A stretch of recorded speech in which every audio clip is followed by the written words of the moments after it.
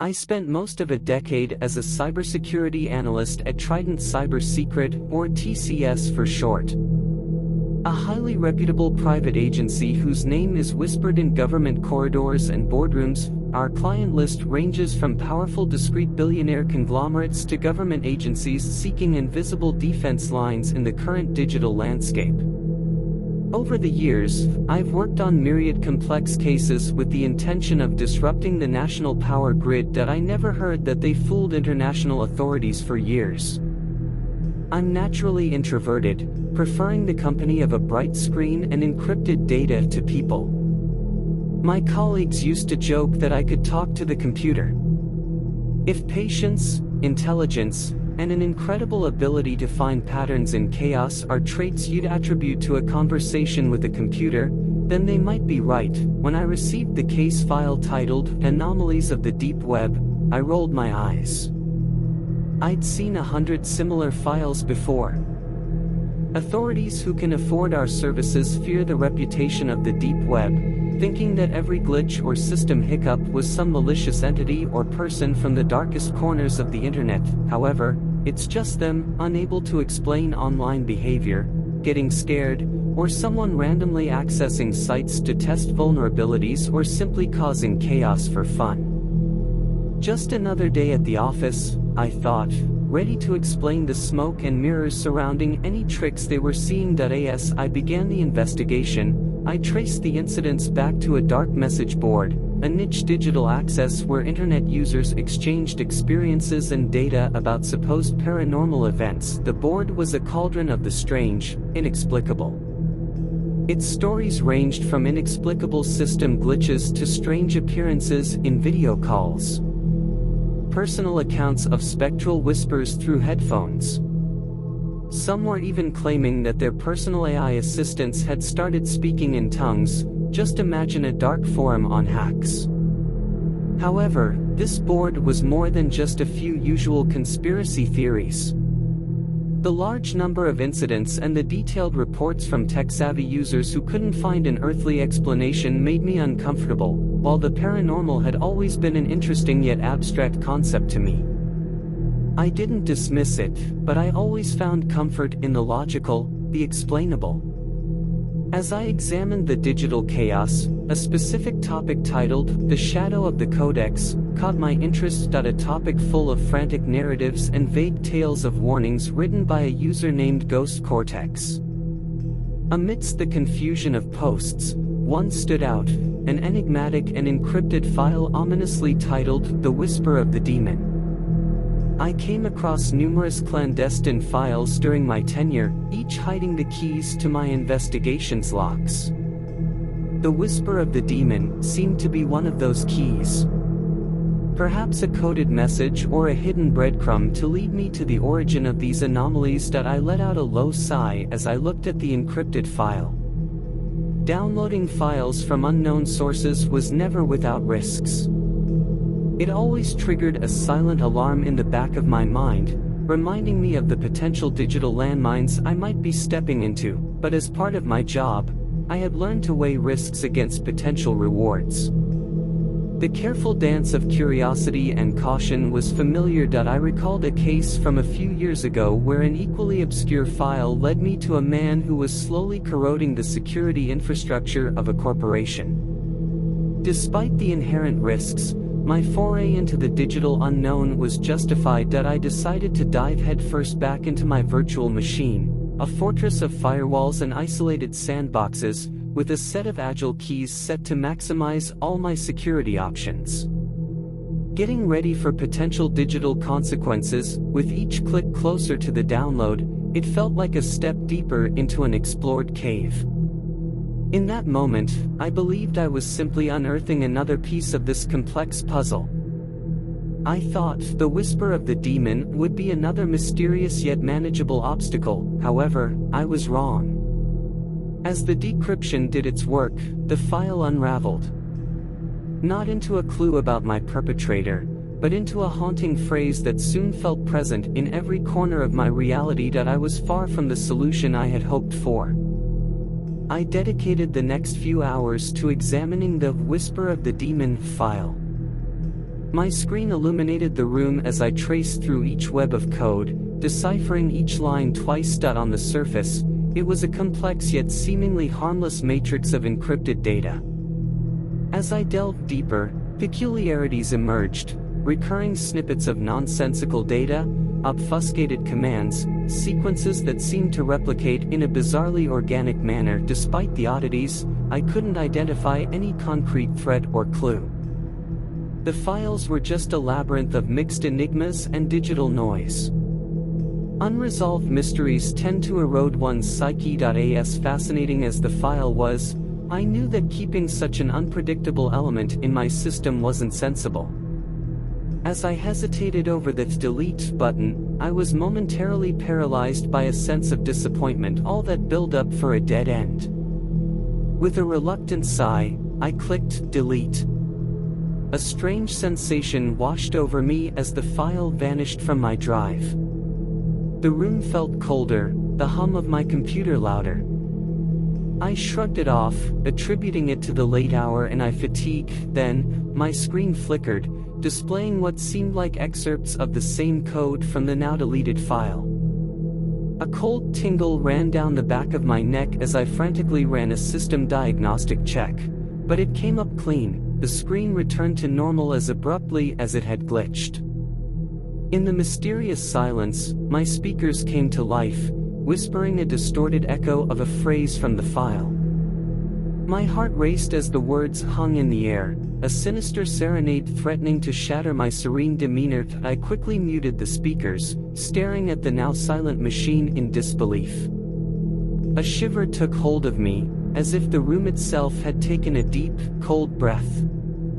I sat there, in the glow of the computer screen, fear crawling through my veins. I could rationalize system glitches, but it felt as if the digital entity had manifested in my own workspace.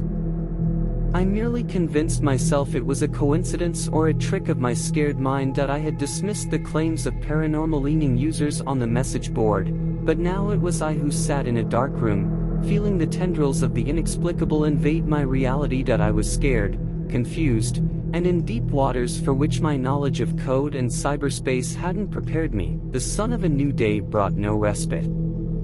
Strange occurrences now followed me beyond the bounds of my workspace.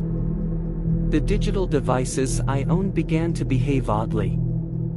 My smartphone screen would sometimes flicker, showing glimpses of the same strange code I had encountered. My smartwatch would vibrate randomly, displaying sequences of meaningless data instead of the time. Even my smart home system seemed to be under the domain of this digital haunting. The thermostat fluctuated wildly, the lights flashing and dimming on their own. At first, I tried to rationalize. Maybe it was a sneaky malware or virus that invaded my devices. It wasn't enough to bypass all my state-of-the-art security. But the nature of these disturbances seemed less like malicious software and more like a presence. The digital world had been my playground for years, but now it seemed corrupted and hostile.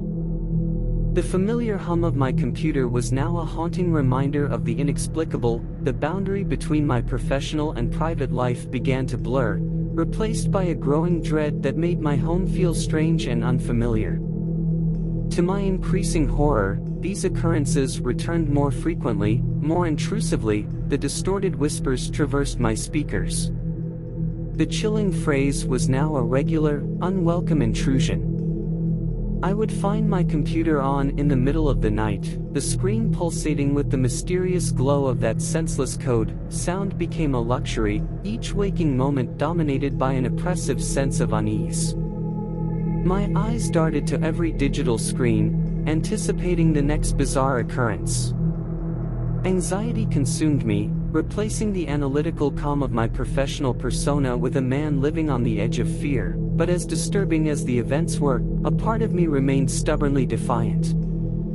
I refused to be intimidated by what seemed to be a digital poltergeist. Driven by a mix of fear and determination, I plunged back into the depths of the shadow of the Codex.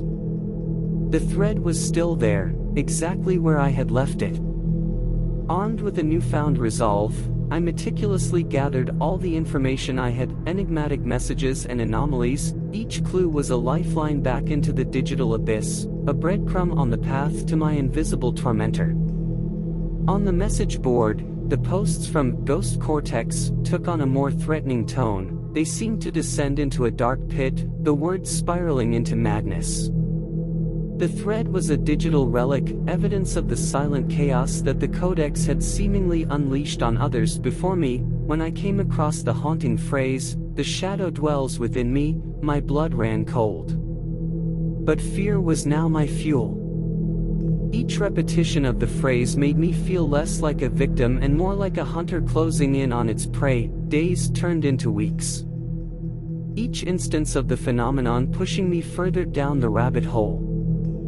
It was a battle of attrition, me against the abstract horror lurking in the depths of cyberspace. The shadow of the Codex was an enigma, a digital ghost that defied definition. As the lines between my work and the creeping terror blurred, the same happened to the boundary between my mind and the digital realm. I started seeing the eerie code in my dreams, patterns intertwining in the fabric of my nightmares. Every digital scenario, distorted whisper, and chilling message were all signs of my sanity slowly being corrupted. By the end of the week, a shadow of my former self, my once pristine workspace, was now a landscape ravaged by the storm. Discarded coffee cups and scattered notes. My reflection on the dark screen was a worn and haunted face, eyes wide with terror, my constant companion. I was adrift in a sea of digital horror, a solitary sailor battling a storm that defied understanding. The code was no longer just a glitch in the digital world, it was a supernatural entity, an unrelenting force slowly eroding the edges of my reality. The seemingly random sequences began to take on a twisted sort of meaning in my subconscious, forming a grotesque pattern that invaded all my thoughts. But when I tried to articulate these thoughts, they quickly lost their coherence. It was like knowing the definition of a word but not being able to name it. The Codex was extending from the digital realm into my mind, reshaping my sanity in its own terrifying image. As the price of my descent, the Codex became more and more tangible. The once familiar digital landscape transformed into an abstract nightmare. The pinnacle of horror wasn't just the code, but the chilling realization of my own insignificance and my inability to grasp the depth of the abyss I had stumbled into. I was losing myself, piece by piece, my sanity slowly succumbing to the darkness of the abyss I was diving into. As I averted my gaze from the screen, my surroundings were painted with an echo of the dreadful code. Now I was a prisoner in my own home, the walls whispering the chilling refrain as I descended into the darkness that was both digital and psychological. One thing became clear. The shadow of the Codex wasn't just residing in my machines. It was in my mind, it had become a part of me.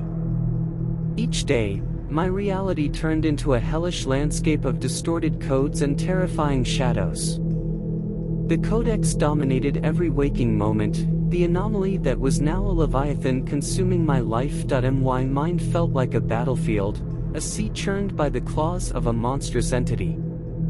Driven by desperation, I immersed myself in work, hoping to find a solution, a way to rid myself of the Codex from my reality.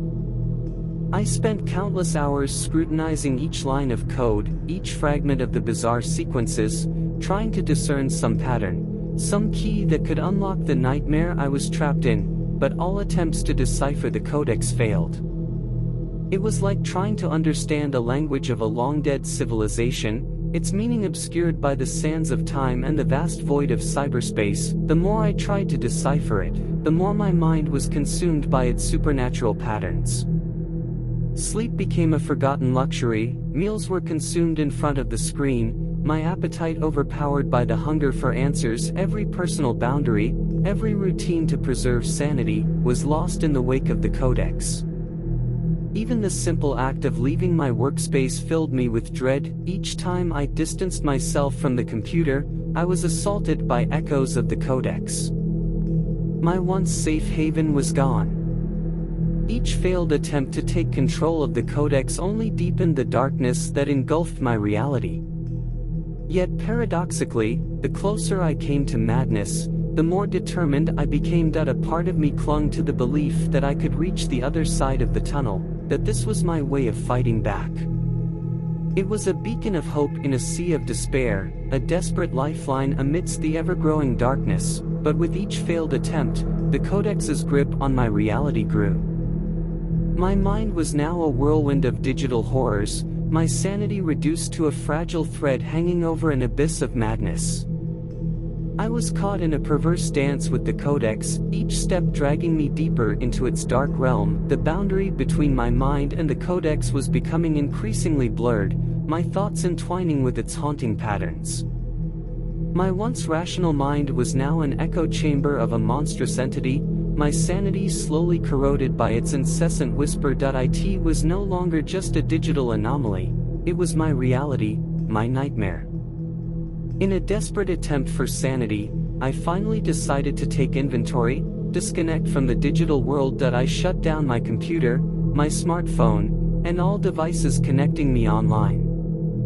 The once comforting hum of technology now sounded like a menacing growl from an unseen beast. The ensuing silence was a breath of fresh air.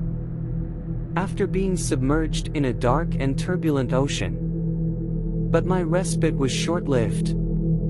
Even without digital manifestations, the influence of the Codex was not gone. The silence wasn't the comforting void I had hoped for, it was a harsh, cold reminder of my isolation. My home, once a sanctuary, was now a prison of silence and shadows. The hum of machines, every creak of the house, every rustle of the wind outside, seemed amplified. My mind, once accustomed to digital chatter, began to play tricks on me. I saw patterns in the wood grain of the floor and the texture of the walls. The mundane became grotesque reminders of the Codex. The physical world wasn't a refuge, it was just another canvas for the Codex to paint its horrors. The phrase followed me out of the digital world, insinuating itself into the very fabric of my existence. The patterns in the wood, the whispers of the wind, and the play of shadows in my peripheral vision echoed the haunting mantra. As the sun set, casting long and menacing shadows around the room, I lost the mysterious glow of the computer screen. The real world was no less terrifying than the digital one. Every shadow seemed to pulse with a life of its own, as if the Codex was extending its reach from the digital realm into the physical. The darkness around me pulsed with an invisible presence. The Codex perhaps lingering at the edges of my perception, the eerie sense of horror was deeper and more intimate. In the real world, it wasn't just a threat lurking behind a screen, it was an all-encompassing entity that spread to every corner of my existence. In the depths of my despair, I reached out to the one place that seemed to hold any semblance of understanding, the message board where it all began. With trembling hands and a mind teetering on the brink of insanity, I reconnected to the digital world.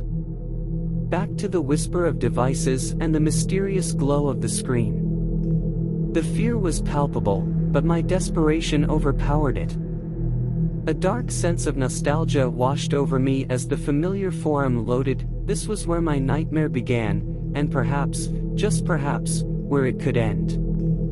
I recounted my entire story on the forum, every detail, how I stumbled upon the Codex, the bizarre events, my subsequent isolation, and the deep terror now consuming my life. The words flowed in a disjointed and chaotic stream, the ramblings of a madman into the void. I didn't sugarcoat my fear, I didn't contain my despair. I was beyond caring about seeming crazy or desperate. If anyone could understand, maybe offer some insight or help, it would be these fellow inhabitants of the digital shadows. And so, I waited, each second stretching into an eternity. I stared at the screen, the bright light burning into my eyes, the silence of the room amplifying the thumping of my heart. I waited for a response, any response, a lifeline in the infinite digital sea. The ping of a notification startled me, breaking the oppressive silence. My heart pounded in my chest as I opened the reply. 2 words stared back at me, their brevity more chilling than any detailed response. The reply simply said, "Too late." A shiver ran down my spine, the finality of the words echoing in my mind. It was like a death sentence, the crushing weight of my doomed fate. They didn't show sympathy, no offer of help, just a cold and objective acknowledgement of my situation. I was truly alone, left to face the monstrous Codex and its terrible dominion over my reality. As the days passed, my life became an unrelenting cycle of fear and desperation. The haunting echo of the Codex never left me, persisting in every thought and sense. I was trapped, lost in my own mind, with no way out. Each sunrise was no longer a new day but another descent into madness. Days, hours, minutes lost their meaning in the face of the all-consuming horror. Food lost its taste, sleep became a fleeting memory, and loneliness turned into complete isolation. Each day was a test of endurance, a struggle to hold on to the last shreds of my sanity. The house seemed to take on a life of its own, its walls whispering with echoes of the Codex's power. I could feel its grasp from the depths I had sunk into. I was a digital spelunker lost in the deepest shadows of the Codex, its endless abyss drawing me in with an irresistible pull. Yet, the more I tried to comprehend the enigmatic patterns of its language, the more I was consumed by it. Despite this, the pulsating symbols on my computer screen became my obsession and transit state. Every moment, every hour was consumed by the pursuit of understanding, the tantalizing possibility of a breakthrough, regardless of where it would leave me in the end. It could be salvation, or it could be my death at last.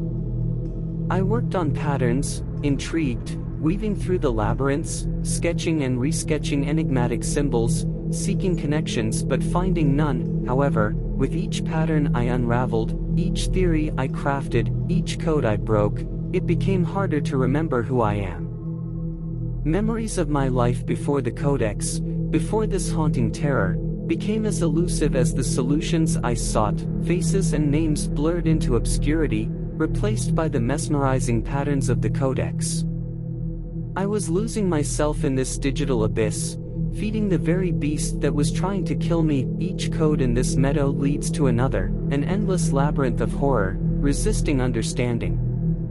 And I realized the terrible truth.